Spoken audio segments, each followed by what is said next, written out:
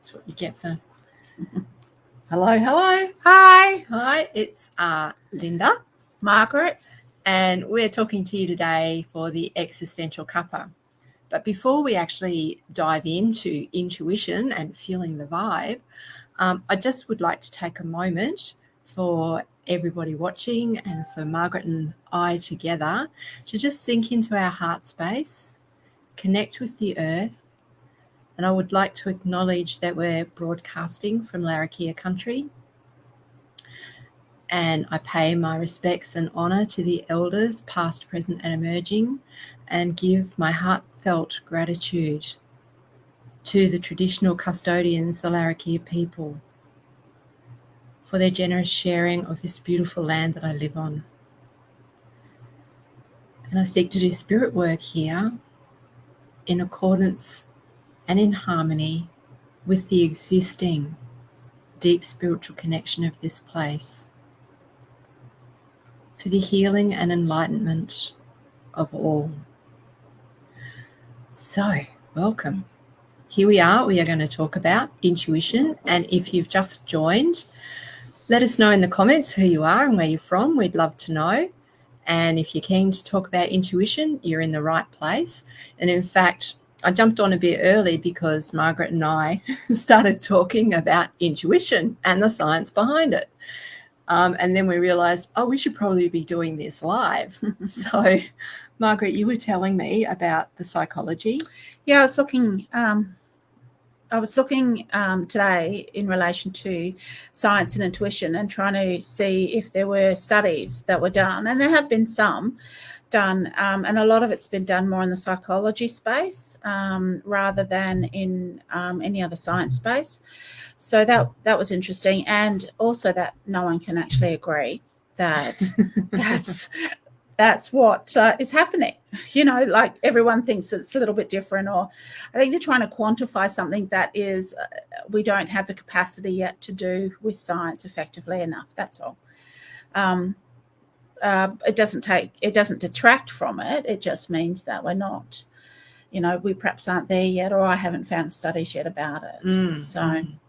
Yeah, I think when you start looking at intuition and bringing intuition and science together, we really start stepping into that quantum realm where the idea of entanglement and, electrons from one area can be resonating with an electron from another area at exactly the same vibration and all that sort of thing. It kind of lends weight to what a lot of spiritual people work with, of that idea of non-locality, no time, no space.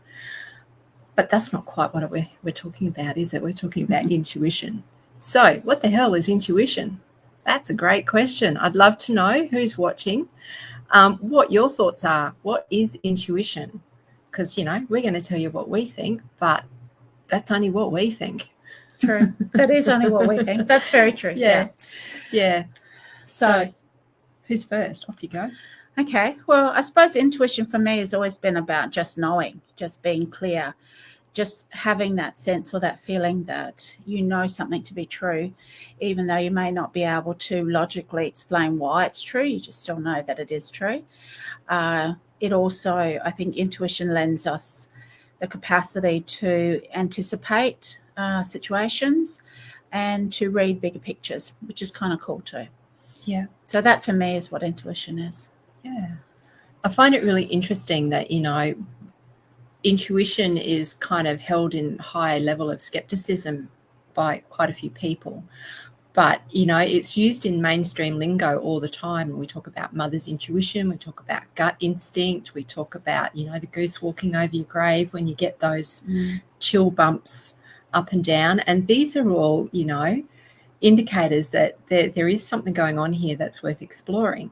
So let's have a look at, the gut instinct thing. How many of you have, you've come to a crossroad or you've got a major decision to make and your gut is telling you one thing and your mind, your analytical mind that's done all the pros and cons is saying, no, this way. And you've chosen to go with the analytical mind only to discover a few years down the track, gut instinct was right, I should have listened. Yeah. That's a really powerful indicator that intuition is active. Do you have any experiences like that, Mark? Yeah, I think so. I think intuition is my intuition is quite strong, and I've always known things before they happen. So I dream, and then something happens in a timely manner which reflects the dream that I had. I think that things pop up and I instinctively know what is the right decision to make. I've always trusted my intuition, even when I didn't really understand what it is. I just kind of knew that the feeling was there, and that was the reason it was there, was because I had to make that decision. Examples, I think, are when we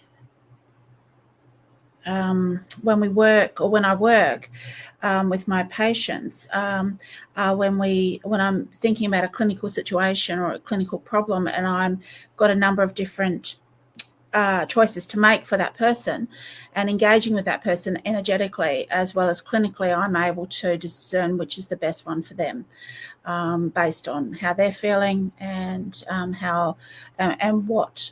what my intuition is telling me, and what I understand about the products that I want to use with them. So that's a fairly straightforward one for me that happens every single day. I think intuition can be really subtle. It's timeless, so it's not a thing that it's not something that I think about in terms of linear time. It's something that it more evolves or happens in its own time. And so it's about trusting that you know that that's the right thing to do, based on how you're feeling, and you just then allow for it to evolve and for the outcome to happen. I've always found that if I go using my intellectual brain and make a decision based on, what my intellect is telling me, that I'll always make a mistake. It'll always turn out not to be what it's supposed to be. So I've learned over time to make it always how it feels. If it feels like it's the right thing to do, then it is the right thing to do, as long as you're honest with yourself. And I think it comes back to making sure that you stay in the present moment in making that decision. So what I find interesting is there's, people think, oh, I don't have intuition, I'm not special, there's, I don't have this unique ability. So, one of the things that I have discovered about intuition is that it's a latent human ability. It applies to everybody. It lies dormant in everybody. And some people, for whatever reason, have it switched on and are unconsciously connecting with it. And then perhaps they choose to learn to, I keep moving off the screen. Hang on. I'm just going to get close to my buddy. So I was talking about, tapping into the existing ability that lies within all of us. It's one of those key human elements, but we're not aware of it. And, some of us unconsciously connect with it and start having experiences of just knowing or just hearing or just feeling over and above what the ordinary senses are telling us. So I guess it's really important to understand that it's not a skill that only applies to special people. It's an ability that lies dormant, but it becomes a skill when you become conscious of it and start actively working consciously with it. Yeah, I think so. I agree with you there. And I think the most obvious time that happens is for women who give birth to their children, and they make that connection. And we see, the old mother's instinct where you can hear your child call out mum in a room full of kids, and that that's your kid. I think children stimulate that intuition. I've often thought also intuition is a survival mechanism, in that if we can anticipate, or we're aware, or we can see the bigger picture in a slightly different way, we have a much greater opportunity to actually prevent or avoid particular problems in our world. And intuition plays a big part in that. I think it's a really useful tool that, like Linda says, we all have. We just need to let it flow. We don't even need to really understand it, I don't think. We just need to feel how it feels and just let it go and see what happens. Observe it. Yeah, I think the interesting thing is, the power of science to really dive in and dig deep and discover all this amazing stuff about the world around us has enabled us to have a really clear understanding about the physical body and all the different senses of the body, how they work, how everything's connected through neurons, and you know, all this intricate stuff going on inside your body. But I guess their method of exploration and their technology is limited to the physical stuff and hasn't quite come to grips with the subtlety that exists in each person. You know, for example, I think that our bodies are literally made for connection at every level that you look at in the body, whether you're looking at, you know, the elemental structure, you know, the chemical composition, the water part of your body, the electrical system within the body, and then the energetic field that, you know, interconnects and intersperses and interweaves everything.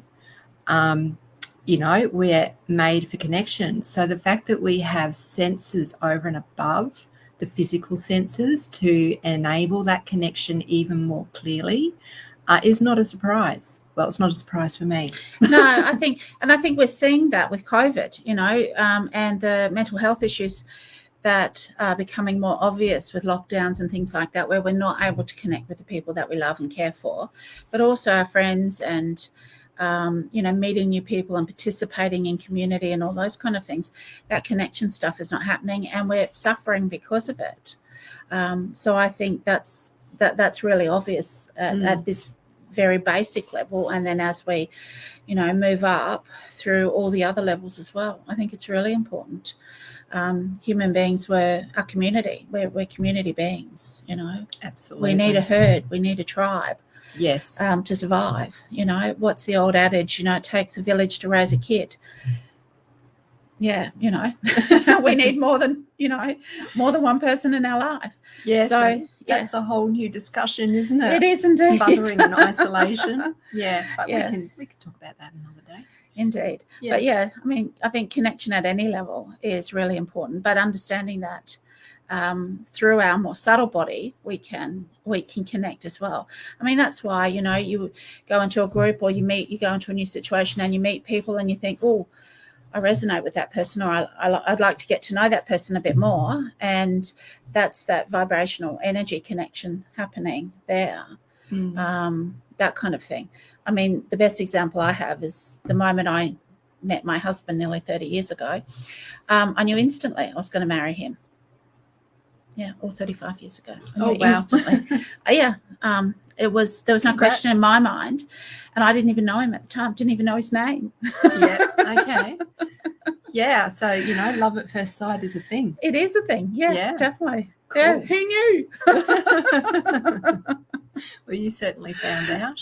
Yeah. So, you know, we were talking about what intuition is, but if you're not feeling connected to your intuition, Margaret, have you got any suggestions about where to start with making that connection? Whenever I need to connect with my intuition, or I feel a bit disconnected from my world, and sometimes when we get really stressed or we're really heavily involved in issues going on either at home or work, whatever, we disconnect. Our mind kind of takes a holiday over in the corner and our body's trying to work out what to do. I sit, I plant my feet on the ground, I breathe. So I close my eyes, I breathe in through my nose and out through my mouth. I do that 2 to 3 times, and I allow my mind and my body to reconnect. That brings us back into the present moment, and that allows us then to feel how our body feels. And I think intuition is about that feeling in our body when we're connected, and we're in that, we're in the now and the present moment. The more that we sit in this moment, the easier it is to feel how our body feels and how to generate that vibration or that feeling. The more you practice that, the easier it then becomes to apply that intuition or that feeling into making decisions, whether you're at work, you know, whether you're with your family, you know, whether you're driving around trying to work out which road to go, to look for something. Doesn't really matter. It's just a matter of connecting in with that feeling and then going from there. The breath I found to be the simplest way to do it. And everybody breathes, so you don't need anything to do it. You just need to be, just need to be conscious of what you're actually doing, which is trying to bring your mind back into your body and do it that way. That's the simplest way to start, I think. Yeah, absolutely. That just made me think that intuition is such a body-based sense. It works inside the body. It interprets what's coming from outside the body, but it actually is based, it exists inside the body. So yeah, wanting to connect with intuition is really about slowing down, quietening the mind, and learning to trust yourself, learning to trust your body, learning to trust the things that come in that you think, oh, that's just my imagination. What? No. I'm imagining that. Because basically some of the stuff that comes through, and, this is based on being years as a hands-on practitioner, some of the information that comes through when you're working on somebody else's body and energy and so on, it is you do wonder, you go, am I just making this up? But what's actually happening is when your imagination kicks in these particular settings, it's kind of like your nervous system's way of interpreting the information that's come in a way that your brain can manage. Yeah. And then as those particular pathways become clearer and you learn the language of what's coming through, then it starts to make a lot more sense. But in those early times, it's just like, oh, no. I know, that's a load of rubbish. Yeah. Look, I remember as a little kid having feelings about particular people or and not really understanding why. I think sometimes it's not always conscious, but it's about trusting it. Like Linda said, if you trust yourself and you trust what you're feeling, then your intuition will actually grow and become more, it'll become easier to use in your everyday world because you trust it. And really that's all it comes down to. We don't need to make it any more complicated than that. So, we feel it. We go, oh, that feels odd. Maybe that's my intuition. We trust, okay, I trust that that's my intuition. And then just watch and observe and wait for it to, show you different things in your life. They talk about synchronicities and coincidences and all those things, but I actually think all of those are just moments of intuition, moments of, deja vu. They talk about being a split second separation, but I actually think it's just another form of intuition. It's another way of observing our world in a slightly different way. When we look at anybody, everyone looks at the world, everyone sees our world in a different way based on their cultural understanding, their experiences, their age, where they're at in their lives, all of those things, So this is just another way of observing our world and participating in our world more fully and more honestly with ourselves. And I think the more that we use the intuition, the better off we are in living our life authentically and getting what we want. Yeah, so I just wanted to come back to that point about connection, about the fact that our bodies are literally made for connection. And although I haven't done this reading for a very long time, quantum physics supports some of the ideas that people in the spiritual realm actually work with.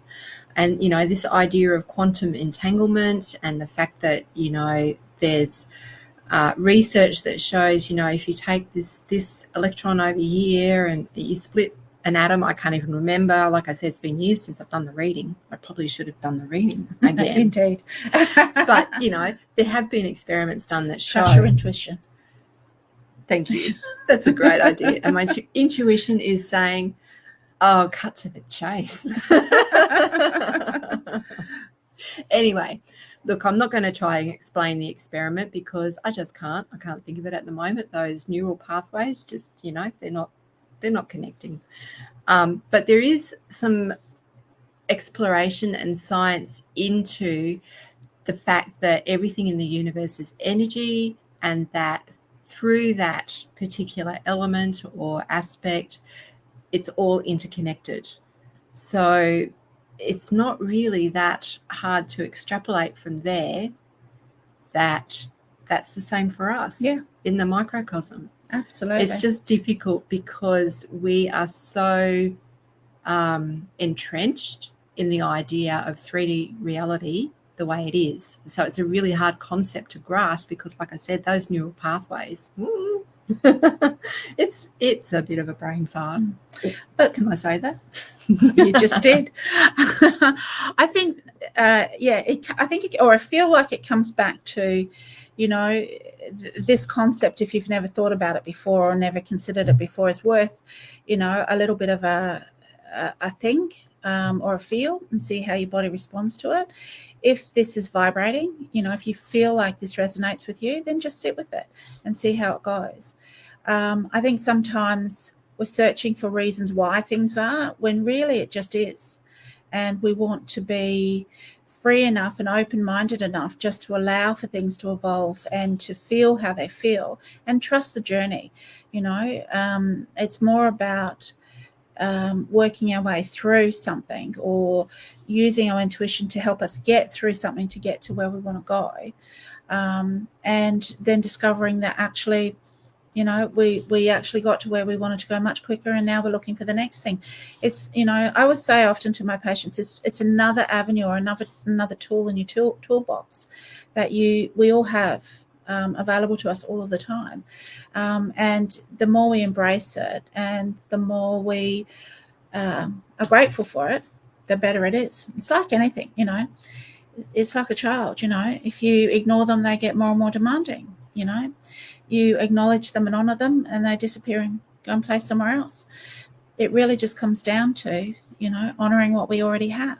And I think, sometimes that building the trust link is quite difficult. Yeah. So, when you are trying to really tune in and listen, sometimes tools like this are really useful.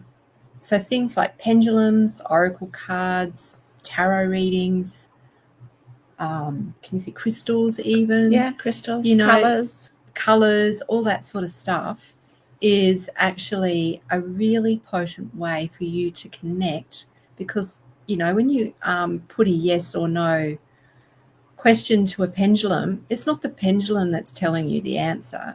All the pendulum is doing is tuning into you, tuning into your energy, your deeper truth, and just letting that come to the surface at a time when you can't quite get there yourself.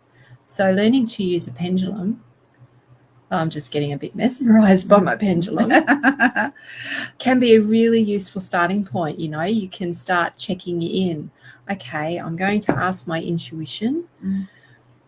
I really don't know. And, the stress of, sometimes it's that performance anxiety kicks in when we start using intuition. It's like, oh, I can't do this. Everybody else can do this and I can't. There's something special about them and I'm just ordinary and blah, blah, blah.